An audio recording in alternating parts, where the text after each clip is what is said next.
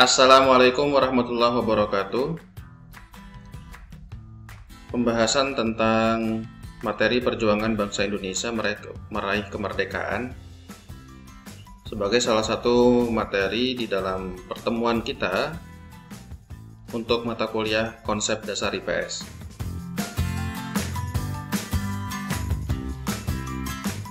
Oke, jelas ya bahwa perjuangan bangsa Indonesia untuk meraih kemerdekaannya tentu tidaklah mudah ya. Banyak sekali tantangan, banyak sekali perjuangan yang sudah dilakukan oleh para pendahulu kita ya, para pahlawan-pahlawan Indonesia. Jelas ya bahwa pejuang dari bangsa Indonesia ini dapat kita ketahui pertama melalui penguasaan pada wilayah Semenanjung Malaka ya di abad ke-7 ya, serta adanya pengaruh-pengaruh dari kerajaan ya di seluruh Indonesia. Ini merupakan salah satu yang menjadikan nilai-nilai perjuangan dari para pendahulu kita ya, semangat untuk membesarkan bangsa, kemudian semangat untuk menjadi bangsa yang besar. Tentu saja kita bisa merefleksi ya, kita bisa mengerti bahwa banyak sekali perjuangan dari para pahlawan yang menjadikan kingnya perjuangan dari bangsa Indonesia untuk memperjuangkan kemerdekaan. Tak lepas juga dari perjuangan para pemuda Indonesia ya, yang kita ketahui perjuangan dari Budi Utomo ya, perjuangan dari Trikoro Darmo ya.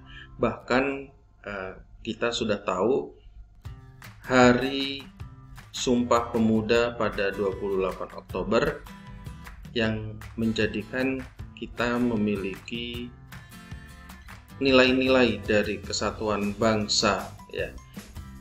Kita bisa mendapatkan kemerdekaan dan kita menyatakan bahwa kita adalah satu bangsa, satu bahasa, dan satu tanah air Indonesia melalui Sumpah Pemuda ini. Dengan demikian, banyak sekali bidang-bidang yang bisa kita perjuangkan ya. Baik itu melalui bidang ekonomi, pendidikan, sosial budaya, politik, ya, ideologi. Tentu kita bisa menanamkan nasionalisme ini ya di dalam aktivitas kita sehari-hari ya.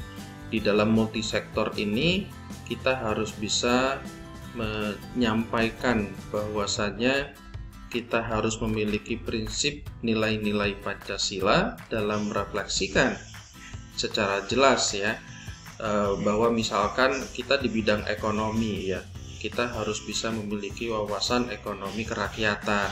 Kemudian di bidang pendidikan kita bisa menjadikan Merdeka Belajar sebagai tonggak pendidikan Indonesia. Kemudian kita di sosial budaya kita bisa menjadikan Bhinneka Tunggal Ika ya menjadi satu pedoman kita. Kita menjadikan politik ideologi Pancasila kita ya sebagai refleksi dari kehidupan kita sehari-hari. Oleh karena itu kita harus berdemokrasi sekalipun kita memiliki banyak pandangan, namun tetap kita harus bisa menjadikan Indonesia sebagai salah satu negara yang sangat besar untuk bisa kita jadikan bangsa kita benar-benar bangga terhadap Indonesia. Karena itu sejarah yang kita ketahui adalah pahlawan-pahlawannya ya. Pahlawan Indonesia tentu saja banyak sekali bisa mendapatkan referensi tersebut.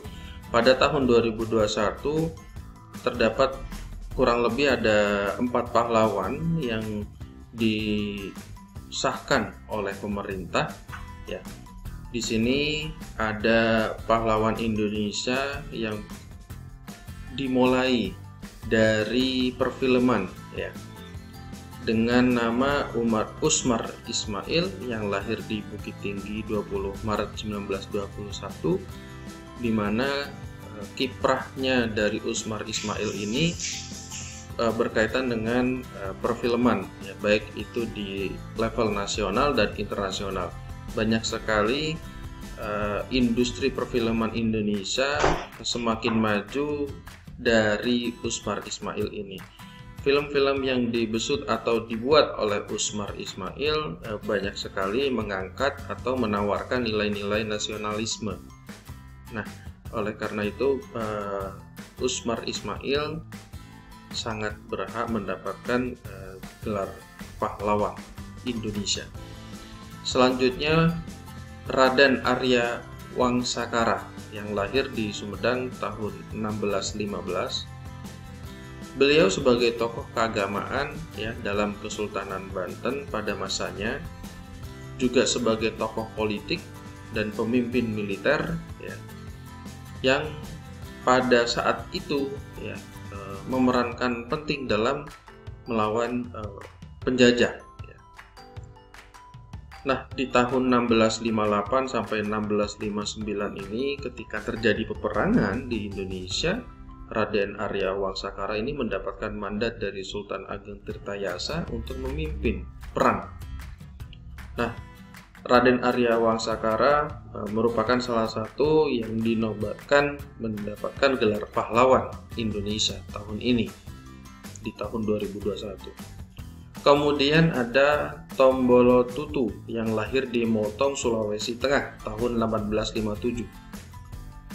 Beliau sebagai tokoh yang menentang penindasan Belanda di Motong, dan beliau konsisten, ya, dalam menentang penjajahan ini, dan yang paling diingat adalah dia menolak menandatangani kontrak, ya. Kontrak ini sebagai perjanjian yang diajukan oleh Belanda karena dinilai merugikan masyarakat.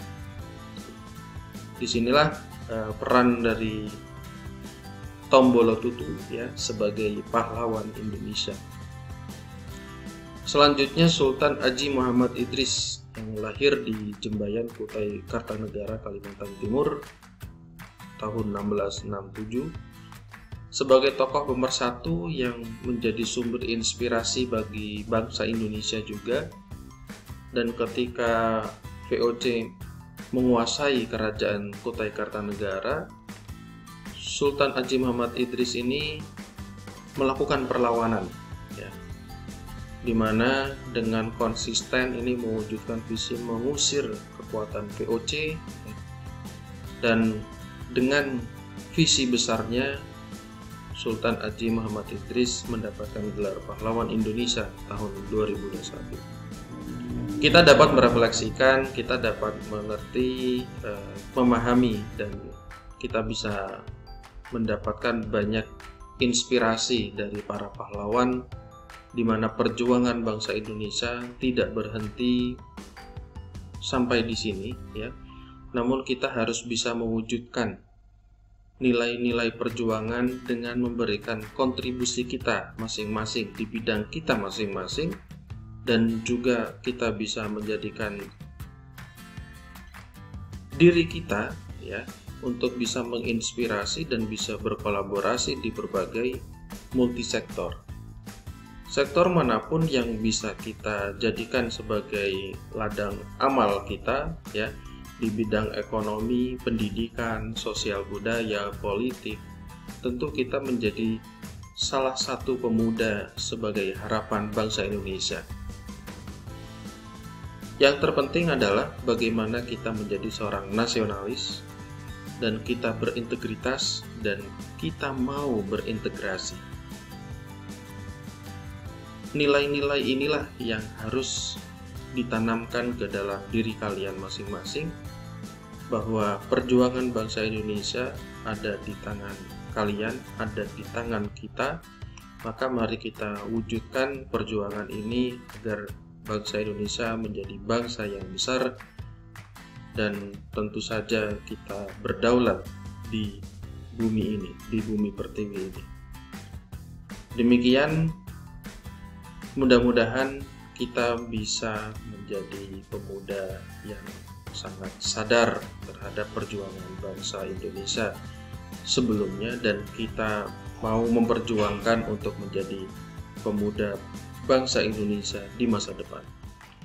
Terima kasih, saya akhiri. Assalamualaikum warahmatullahi wabarakatuh.